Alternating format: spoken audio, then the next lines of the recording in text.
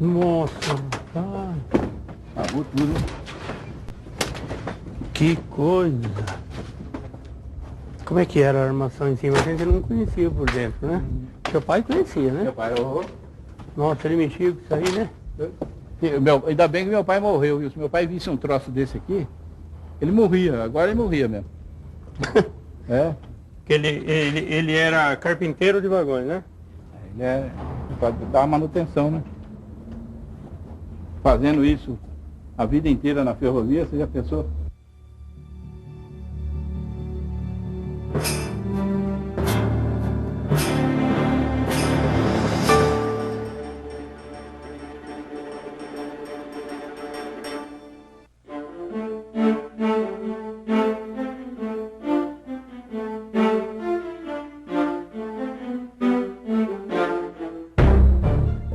A cidade de Bauru ela é formada no final do século XIX, junto com a chamada expansão cafeeira no interior do estado.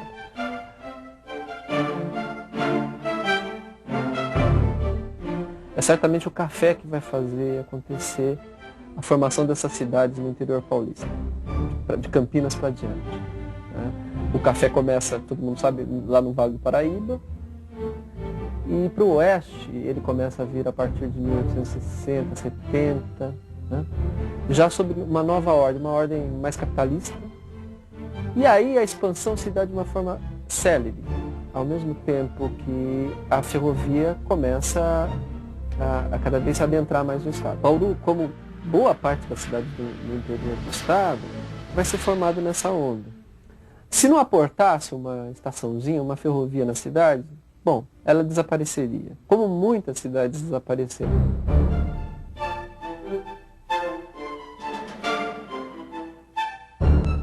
A fixação, né, na terra vai se dar em função dos interesses dos grandes fazendeiros. Então, grandes fazendas, grandes propriedades, não é? Comercialização das terras. As terras são comercializadas de uma forma acelerada. O Estado, inclusive, cria, por volta de 1882, 83, as chamadas comissões geográficas e geológicas. Para quê? Exatamente para fazer um reconhecimento desse oeste. Dizem os mapas antigos que essa região do centro-oeste paulista era uma região desconhecida e habitada por índios. Quando eu vim, essa igreja já estava pronta. Já está pronto, São Sebastião? Agora aqui tinha o porre de índio, da ponte para lá. Tinha o quê? Índio. Tinha muito? Da Fazenda Bela Vista, Fazenda da Faca, era praticamente só índio. Ah, mas eram os índios Guarani, os pacificados já, né? Isso. Quando encontrava era fogo. O negócio não era mole, não.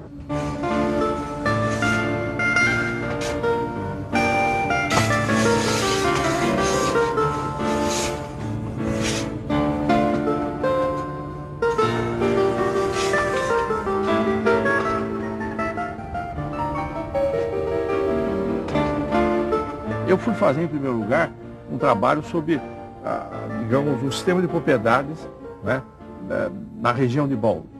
Como é que houve a formação da propriedade na região de Bauru. E aí depois eu comecei a fazer pesquisa, levantar documentos no arquivo do Estado, o Sérgio conhece bem, né? E ali eu verifiquei, nesse levantamento, a ocorrência, né, de conflitos envolvendo um grupo indígena que era nativo aqui de Bauru, os caingangues, tá certo? E eu verifiquei que isso aí teve uma proporção muito grande.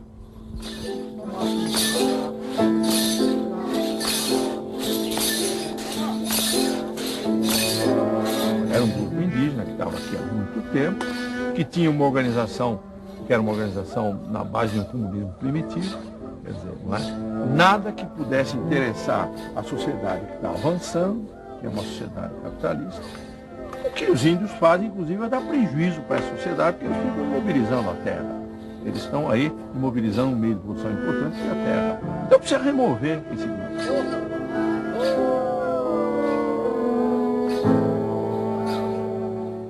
E aí, quando vem a ferrovia, quando chega a ferrovia, a partir de 1905, aí o processo se acelera, né?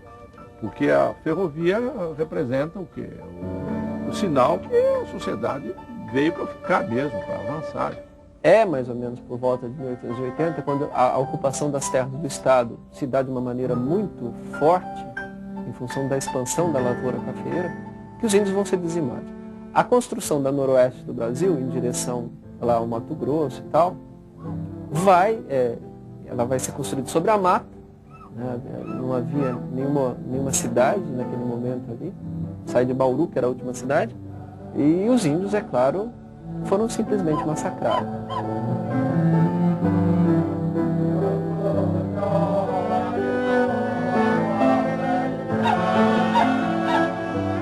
Você tem notícias assim, mais ou menos, né? Aparece na imprensa do Rio de Janeiro. A utilização de roupas contaminadas de varíola para poder exterminar os índios.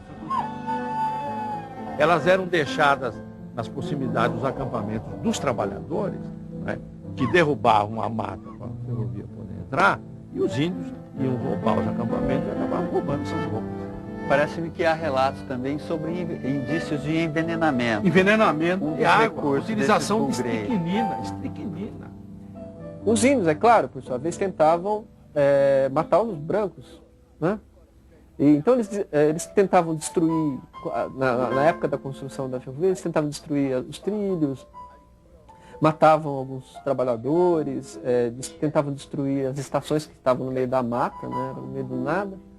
Agora os índios tinham razão, porque o branco chegava aqui, entrava, caçava, pescava e cortava madeira para fazer dormentes. Olha, deve ter cortado madeira aí, que não é brincadeira, né? Para fazer dormentes, né? E os índios então se revoltavam, né?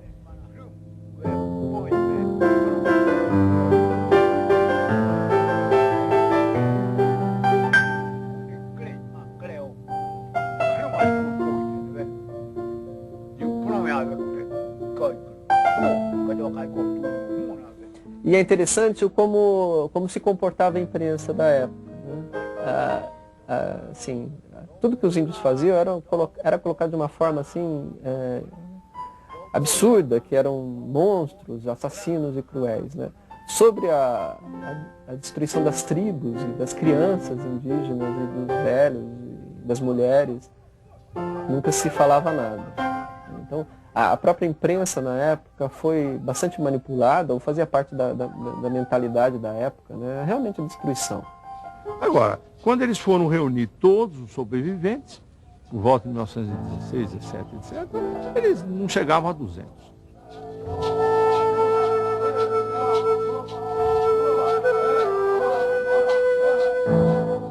A Índia Vanuíri, que foi uma das representantes dos caigangues, que eu falo um pouco no meu livro dela, porque ela é uma intermediária que no fim os guerreiros estavam todos praticamente já dizimados, ela estava com algumas crianças e alguns guerreiros, ela fica cantando a noite inteira, no sentido de amenizar, né, que os guerreiros deixassem as armas, e ela aparece como uma grande intermediária dessa última coalizão entre brancos e índios.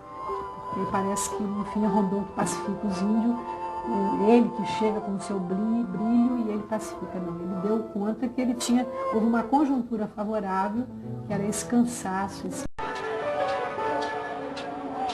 O importante, sempre eu digo para meus parentes, o importante é que a gente ainda está aqui, ainda está resistindo, né, alguma coisa, depois de todas essas consequências.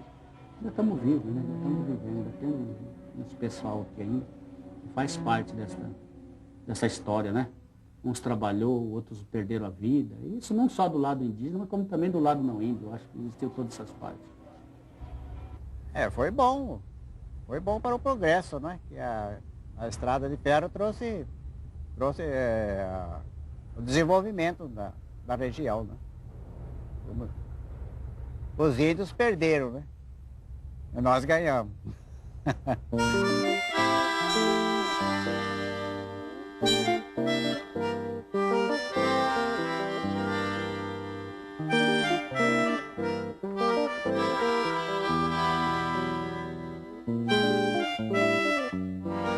A partir do momento que se instalava a estação, nitidamente as cidades começavam a ter investimentos nessas áreas urbanas, na área urbana.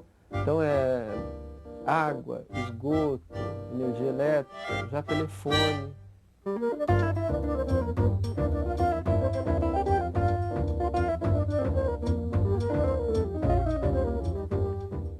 A primeira empresa a aportar na cidade foi a Sorocabana, em 1905. Nesse momento estava sendo discutido a criação de uma ferrovia que fosse em direção ao Mato Grosso, porque o Mato Grosso era um estado extremamente isolado do restante do país. A construção começa em 5 e os primeiros 100 quilômetros são inaugurados em 1906. E é interessante porque a ferrovia, a Noroeste para Bauru, trouxe um desenvolvimento enorme. Diferente das outras cidades, que em geral só tinham uma estação ferroviária, Bauru chegou a ter 3, porque em 10 se instala aqui também a Paulista. Então Bauru se transforma no nó ferroviário, talvez só depois da capital, talvez tivesse um nó tão importante ferroviário.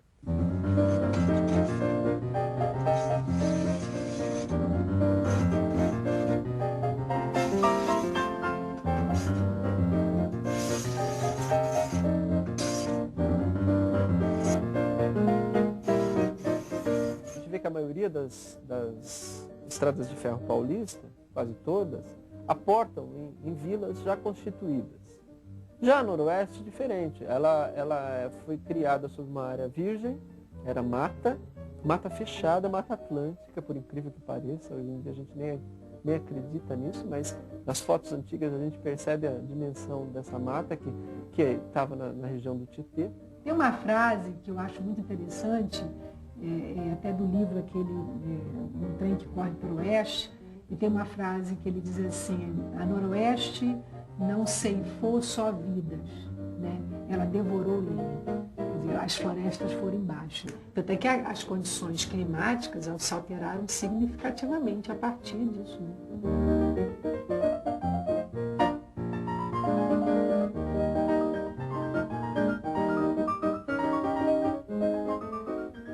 As cidades se formam diferentemente das cidades anteriores, que se formavam através de um patrimônio religioso, do lado de uma capelinha que depois se transforma na matriz. As cidades da Noroeste se formam a partir das estações ferroviárias. Aí apareceu Havaí, apareceu Presidente de Árvore, apareceu Piarejuí, Guarantã e foi aumentando. Foi abrindo cidades, né? A Noroeste foi abrindo cidades. Cidades que adentram são criadas da noite para o dia. Né? Você pega, por exemplo, a poesia do Rodrigues de Abreu, as cidades explodem da noite para o dia. Né?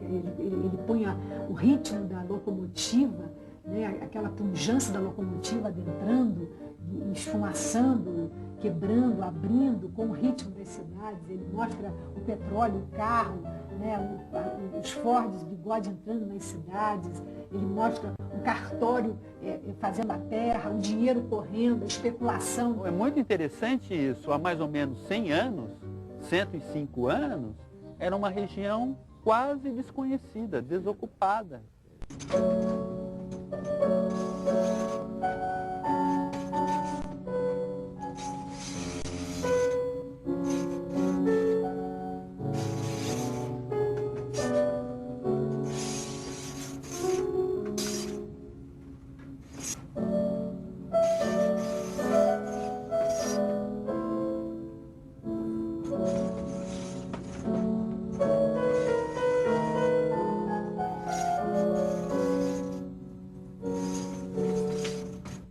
Então, quando o governo federal, a partir de 1937, vê a ferrovia como elemento de geopolítica, quer dizer, de segurança nacional, ela é importante em termos, né, de ação política do governo do Estado Novo, foi colocado grandes investimentos ali.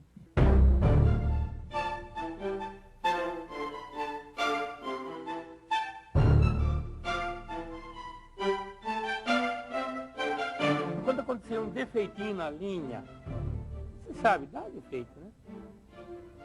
Uma chuva, Quebrar um trilho. ou uma quebra de trilho, a administração caía de pau em cima daquilo que arrumava numa hora, 2 horas. O trem azul que falava, o R, os R, eles, quando começaram a correr aí, eles eram rolamento. Os primeiros, porque os outros vagões era mancal de bronze. E eles corriam, a gente E tinha que chegar bem perto para escutar o barulho do trem.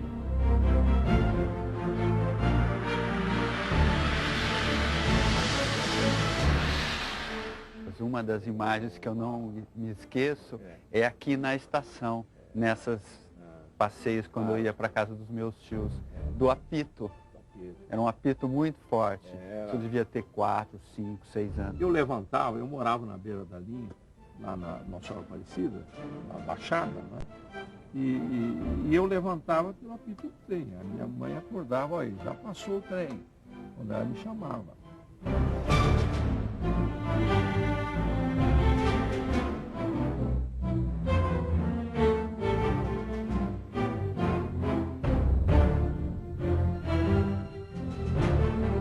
O trem de luxo que saía daqui às 6h15, com destino a São Paulo. Olha, eu tenho o cheiro daquele trem na narina até hoje. Aqui a estação, quando eu estudei no colégio de freira, né? Então a turma de escola, férias, a gente passava aqui, normalmente. E qual era o ponto aqui? Era a estação. Só que era um percurso de comerciantes, né? Que pegavam as malas e iam vender ao longo do caminho, mascates. Isso aqui era uma coisa de muita possibilidade.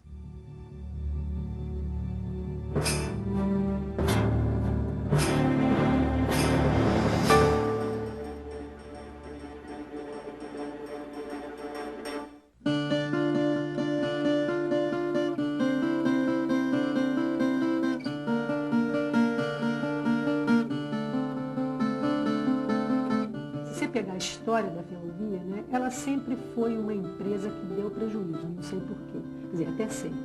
Favores, aquilo ali era um instrumento institucionalizado de favores, né, de personalismos, de clientelismo, em épocas de eleição, aquilo ali sempre ia por. Então ela era sempre deficitária, sempre.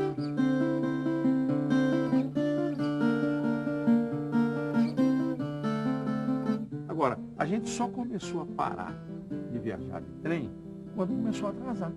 Não é? Teve um dia que houve um recorde de atraso. Eu saí de Assis às 9 horas da noite, você entendeu? Eu cheguei em São Paulo às 6 horas da tarde do dia seguinte. Ele parava um pouquinho, porque adiante tinha um dormente caído, a máquina também pifava, não é? Precisou, aí tinha que chamar uma outra locomotiva, e era assim, não é? Atraso já tinha. Já tinha, mas isso aí era demais. Esse era demais. Era demais de todo dia.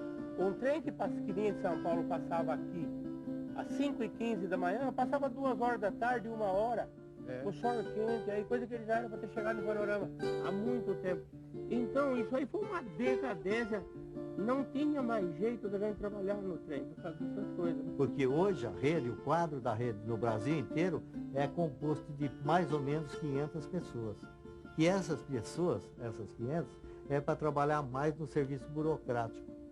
Então, internamente. Então, Bauru, por exemplo, hoje da rede tem 10 pessoas. São 10 empregados da rede em Bauru, que é para atender toda a noroeste de Bauru a Corumbá e Ponta Porã, mais a Sorocabana e mais a Paulista. Quer dizer, não tem condição de fiscalização mesmo. Eu acredito que até isso foi programado para o povo sumir daqui, sabe? Porque o povão clamava por um trem. Tinha que descostumar ele de outro jeito. Isso é uma suposição minha. Aí, quanta lua de mel aí nessas cabines, hein?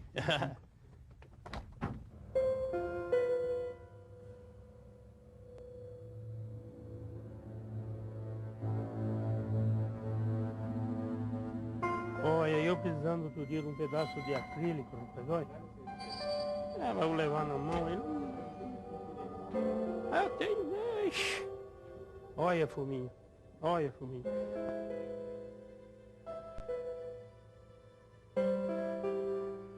Aqui faz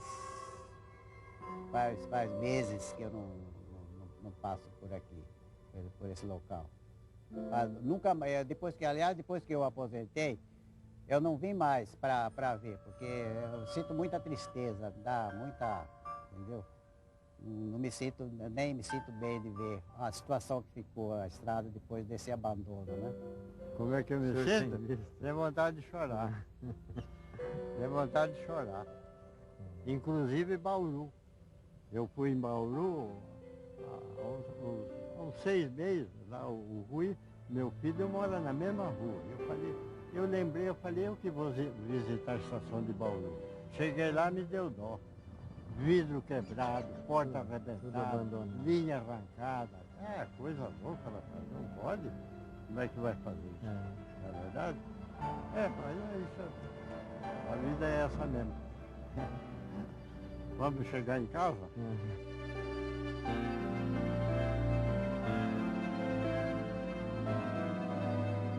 Meu pai era ferroviário e eu cheguei aí algumas vezes com ele, e às vezes até com amigos dele, até o Paraguai, a gente ia até Bolívia, cruzando ali o Pantanal, que era lindo, e a ferrovia funcionava legal.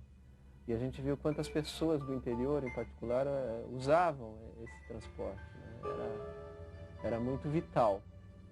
E a gente entra assim, tanto no vagão, como nesse prédio mesmo, que já foi tão importante para a cidade, e ver isso tudo parado, decadente, empoeirado, é muito triste. Essa cidade, ela deve tudo à ferrovia.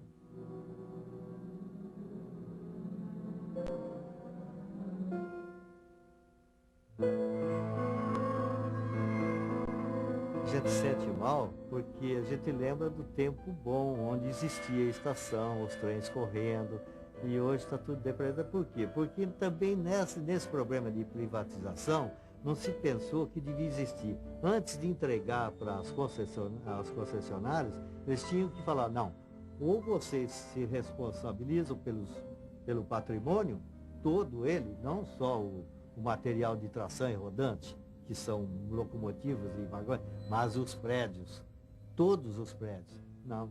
Então, eles não fiscalizaram.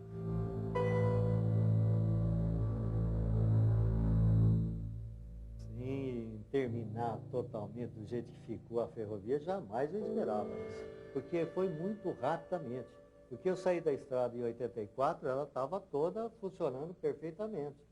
6 anos depois, aí foi a tendência a acabar mesmo.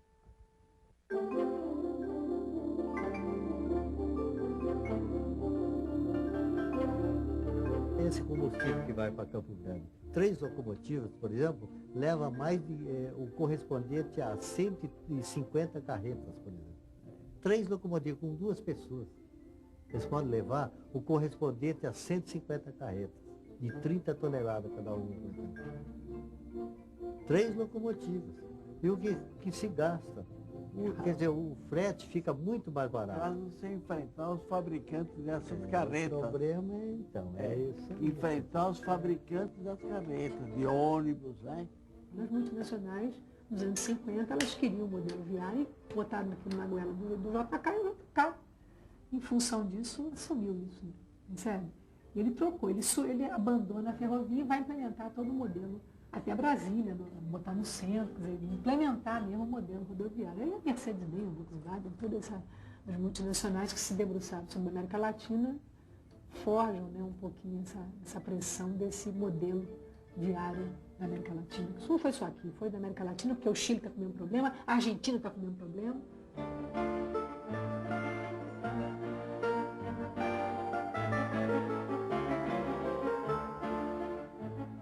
Se tornou hoje o grande estado produtor de cereais do país.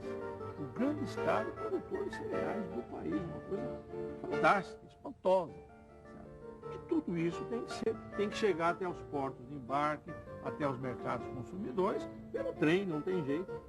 Não tem jeito, não há outra saída. Só para citar um exemplo, né? Então a gente não vê outra alternativa a não ser a reativação do transporte ferroviário, quer o país queira, quer não queira. Ele será obrigado a isso. E nós temos aqui uma espécie de um espaço privilegiado, que é essa estação ferroviária. Essa estação ferroviária, para mim, é uma coisa de futuro também. Daqui uns dias aparece um meio louco aí que quer construir uns edifícios, ele pega arruma uma ordem para implodir isso aí, e daí? É? Então, se tiver um shopping center aí, pelo menos vai dificultar. Eu acho essa estação, né? Eu acho que ela ainda tem um papel a cumprir. É uma utopia? Ué, como eu disse, a gente, se descartar as utopias, nós não temos mais nada o que fazer aqui.